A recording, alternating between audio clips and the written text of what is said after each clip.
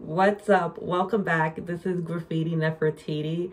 So it's been a while since I filmed an actual video, and the first one that I did was on isolation.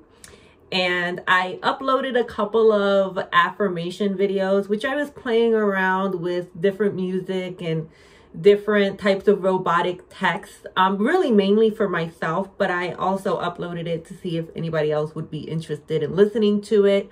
And so it's helped me tremendously. So I can actually do an update on that in another video if you're interested. But today I want to talk about how you know that you are chosen. And so that's a very big and important thing for me because throughout my life, I've had a lot of different things happen and I didn't understand why it was happening to me and why it kept happening in a repeating fashion. So I want to kind of go through some of the similarities that I found between myself and other people who are on this journey in seeking knowledge of self. So if you're interested in learning about not just self-development, but how to really customize your way of making things happen. I call it publishing, and you may call it manifestation. Some people may call it praying or casting. I call it publishing because it's from your mind. You create the idea and then you push it out into the world via different mediums of expression. So let's get into it because it's been a while. I made this notation last month, so I've been procrastinating, so I apologize for it. Okay, so one of the first things that I wrote is it can be difficult to understand why things happen, especially trials and tribulations. So here are some of the reasons why you have been chosen by your higher power or higher self. And so this is not an exhaustive list. This is just a few points that I came up with, but it's a good starting point for your self-discovery. So it's meant to be a springboard for your growth and development. So hopefully it helps you because it's really helped me to really write it out. Okay, so here are some reasons or some indications that you are chosen. So sorry, some kind of notification popped up. So yeah, just really quickly before I get started, I'm really trying to keep the style of these videos very minimalistic because it's important to me. And as we progress, the exciting thing is I'm putting the background as this is kind of my future endeavor. So I'm not going to spill the beans on exactly what I'm going to be doing, but you're going to see things evolve. And that's the exciting thing because as things progress, you'll be able to put clues together. And some of you guys may even figure out before I tell you what I'm actually going to be working on. So all right, so first thing is someone or some people in your youth and into adulthood told you that you were gifted and special, especially a multiplier if it was more than one person in more than one sector. So meaning that it was school, home, extended family, church, and other environments. If this is something that's been told to you, and it's been told to you by multiple different people that don't know each other, this is a pretty significant thing. And so I still experience this to this day.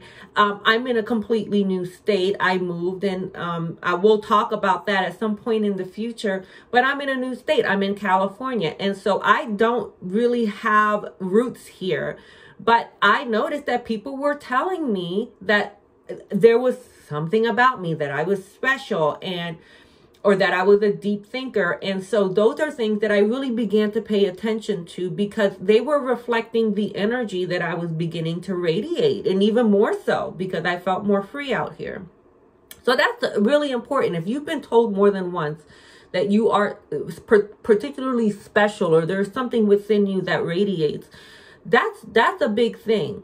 Now, this is the difference from, being told from your mom or your dad or people who love you, like, oh, you're special, you're great. But there's just something extra about it. There's just a little something that you can feel when they say it, that they truly mean it. And we're all gifted and we're all special, but some of us already have this radiating before we recognize it. And so that's important. You have innate abilities. So these are things that you're able to pick up on certain things. One example for me is I have a very safety oriented mindset. So when I'm out in public, whether it's a restaurant setting or at work, I can sense danger before it happens, before there's anything with evidence. I can sense that something is about to go down. So if you have these things that really just don't make sense, but you know that you can sense it, that's a very big clue. You have known since you were a young child that you were different. So when you're young, you may not understand what gifted or being special is, but you know that you set apart from others. So that's a very big thing, especially if you recognize that when you're younger.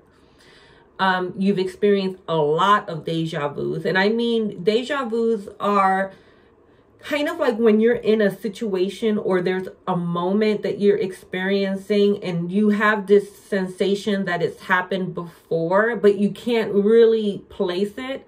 That's kind of a sign that there's something trying to get your attention because you've been here before, right? You've experienced a lot of ostracism. So this one I can relate to a lot. And it's very interesting because if I were to look at myself from the outside, I personally would judge myself as someone who's very kind and outgoing and very tender-hearted. But I experienced, I think since I was a young girl, I've experienced a lot of being on the peripheral of social groups and even with family and friends. And so romantic relationships haven't always been very easy for me because I always end up on the outside of the I don't know how that happens. It's just two people, but I always end up on the scapegoat end. So if you've experienced this in multiple situations throughout life, this is a really big sign that you're meant to be alone and isolated, at least for a period of time until you find your tribe. So you have some kind of form of ritualistic behavior, whether it's cleaning, organization, processes, separation of items, food, even your own belongings. If you have like this, and I don't want to call it an obsession because I just don't want to go down that road. That's the diagnostic road. But if you have a predisposition to be very specific about your routine, that's a very big sign. So for me, I have to do things the same way every day. If I don't, I feel very out of sorts. So what that looks like for me is when I get up in the morning, as I put my feet on the floor, I make my bed before I even go make coffee. And coffee is really important for me. But before I even go upstairs to make my coffee, I make my bed. And it doesn't need to be perfect, but I just make sure I put my covers and my pillows where they go. And then I come back and I will oftentimes like perfect the bed making throughout the day. But that's just so I have to do that. And then I do everything else in a very specific way. If I do it out of that organization or out of that routine, it does throw everything off. But I'm not saying you need to have all of these things. This is kind of what made me realize that I chose myself to be with purpose. And so that's a very big thing. When you choose yourself, that's not just your three-dimensional self. This person up here is like, girl, like I'm trying to get you to do something that's greater than what you're doing and you're not doing it. So but these are different things that I've noticed for myself. So like I said before, you can sense danger before others can without a logical cause. It's very innate for me.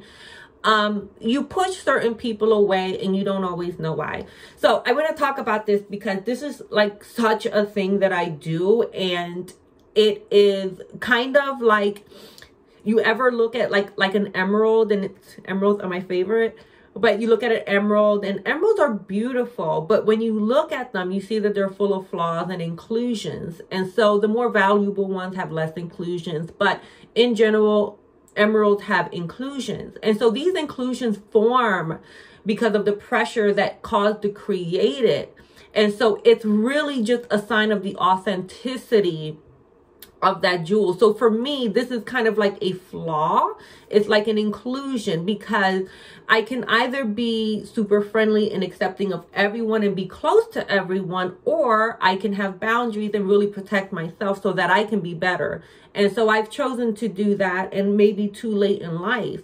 But it's very important for me to have the discernment to know that certain people are not going to be good for me, and that I wouldn't be good for them, that it just would not be an energetic match. It's important for you to understand that when it comes to walking this road and being chosen and choosing yourself in isolation and manifestation and law of assumption, and in general, where you are climbing out of that sleeper program, there we go, you're climbing out of the sleeper program, is that you can't always be around everyone else and bond with everyone. You're gonna have to start learning how to keep certain people at certain distances, and some people will be closer and some will be further away, and there'll be different ways that you interact with each person. It's an art, but it's a necessary thing that you have to do. And I think it comes natural for people who have been through so much in life, that they're starting to, learn that if you lessen the load, you can actually ascend higher. Okay. You've had an incredible catastrophes in life that has followed you and intensified even when trying to lead a proper lifestyle. So this is like my MO. Like, anybody who knows me, who's watching this video, is like, yeah, this is you, like, tattooed. And maybe one day I can talk about all of these things that's kind of I've experienced and that I've had to witness. But it just seemed like, okay, why does this keep happening? Like, I don't get it. Like, I don't understand. And I'm still trying to figure it out. But I do know that it was a pattern that called my attention. And after a certain amount of time, I said to myself, well, this keeps happening. This is the same thing that keeps happening. And no matter how I change the formula or how consistent I am, this keeps happening. And so I knew that I needed to recognize that this was happening. That was the first step. And then from there, move forward into kind of distancing myself from people, places, and things. Okay, so you have a polarizing presence. This is also very me. So the thing about me is that when I walk into a room, I light it up. And so a lot of people are like, who is that? Like, people want to get to know me, and it's a really beautiful thing. And I enjoy bringing joy to people, but it's very exhausting. And I don't want to say it's like being a celebrity, because I'm not a celebrity. But when you walk in this and you own your aura, it draws a lot of people to you. And so it's kind of like saying, no pictures, please. That can really turn a lot of people off, because, and here's an important thing, and I want to talk about this in another video. Hopefully you guys will enjoy that one.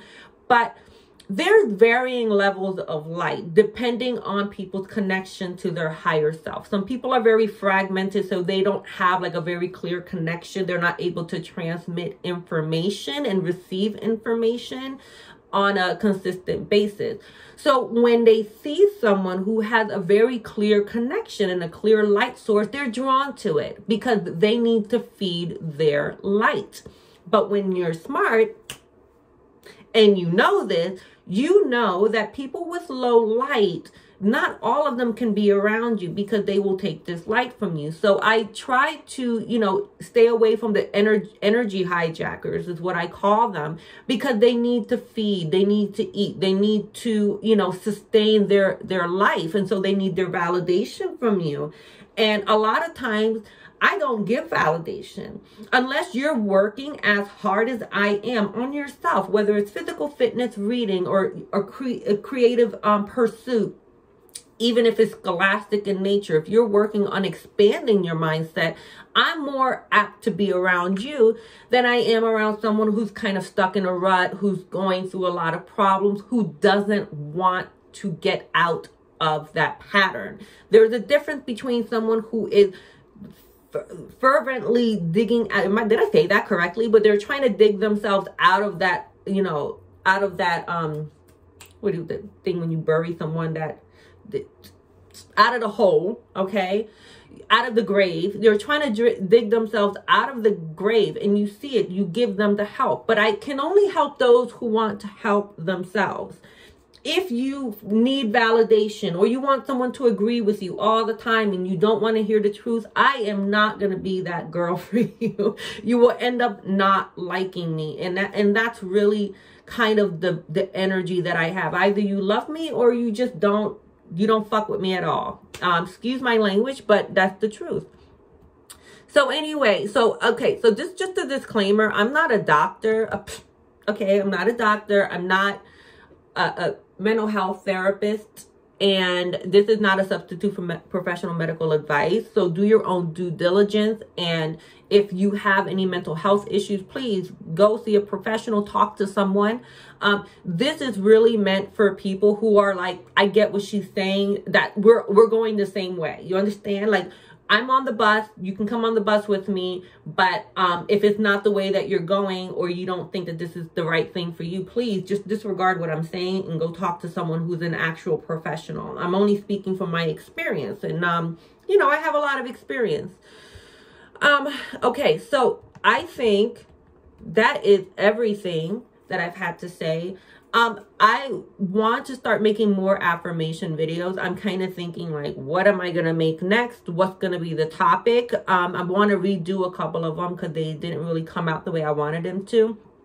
But if there's a topic or anything that you want me to address, please let me know. Even if I have to research, I love learning. So if it's a topic I don't know a lot about, I will research it. I will write my notes, and I can come to you with my findings. But I'm really enjoying this sort of this kind of like back and forth. I feel like I'm speaking to, you know, my I don't know, students. Should I call you students? I don't know if you're my students, or maybe you're my children, or maybe, you know, you're I don't know.